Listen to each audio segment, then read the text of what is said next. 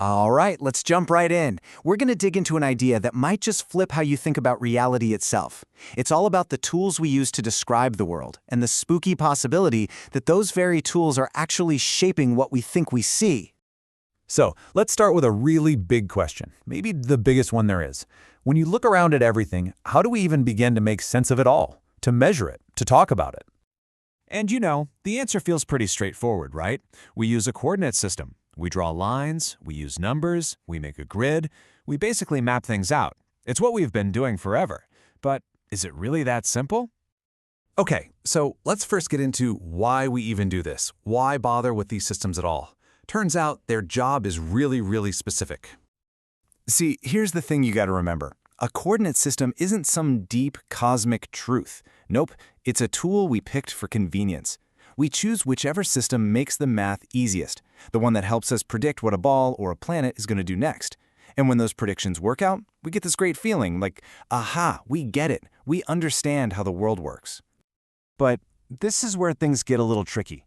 This is where we have to be super clear about the line between our description of the world, our map, and, the world itself. I mean, this quote really hits the nail on the head. There's such a profound truth here. We can come up with the most brilliant equations, the most elegant laws of physics, but reality? Reality doesn't need them. The universe is just going to do what it does, whether we're looking or not, and it really doesn't care what we call it. And that's really the core of it, isn't it? You've got two columns here. On one side, you have all our stuff, our grids, our ideas, our laws. And on the other side, reality. Just doing its thing. It doesn't check our rule book. We're the ones who need the map. The territory is just fine all on its own. Okay, so if we accept that any coordinate system is just one way of looking at things, how do we stop our science from just becoming like total fantasy? We need a rule, right? And that rule is called invariance. It's basically a promise we make to ourselves, a demand we put on our own mathematics. We say, listen, you can describe this thing from any angle, using any grid you want, and yeah, the numbers might change, but the object itself, its core properties, they better stay exactly the same. Here's a great way to think about it. Imagine a vector, right? An arrow showing you the wind speed and direction. It doesn't matter if you're using a north-south grid or some weird tilted grid you just made up. The actual wind doesn't change. It's still blowing just as hard in the same direction. So the vector's length and its direction have to stay the same. They have to be invariant. But all of this, it's leading us somewhere pretty surprising. We're getting to the core idea here, a metaphor that kind of blows the whole thing open.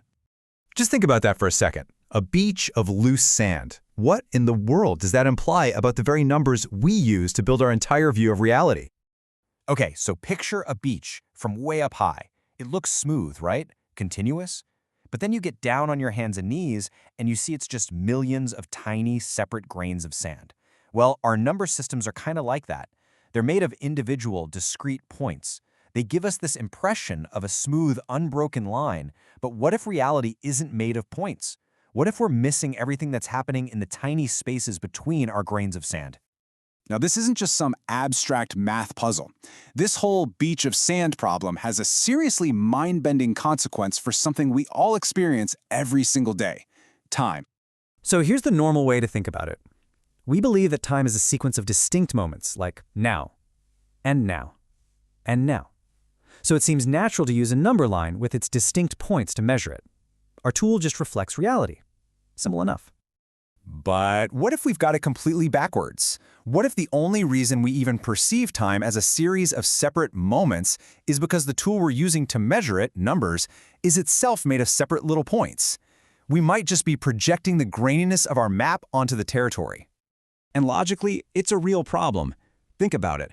If time was just a series of disconnected photos, like a slideshow, how could anything move from one picture to the next? For anything to change, there has to be a flow, a connection. As they say in physics, nature does not jump. So that's where we land, with this really big, kind of unsettling question. We started with a simple grid on a piece of paper, and we ended up questioning the very nature of time. It really forces you to wonder, if the moments of our lives might just be an illusion created by our own tools, what other fundamental things about our reality are just an impression, just a shadow cast by the map we're using to see it?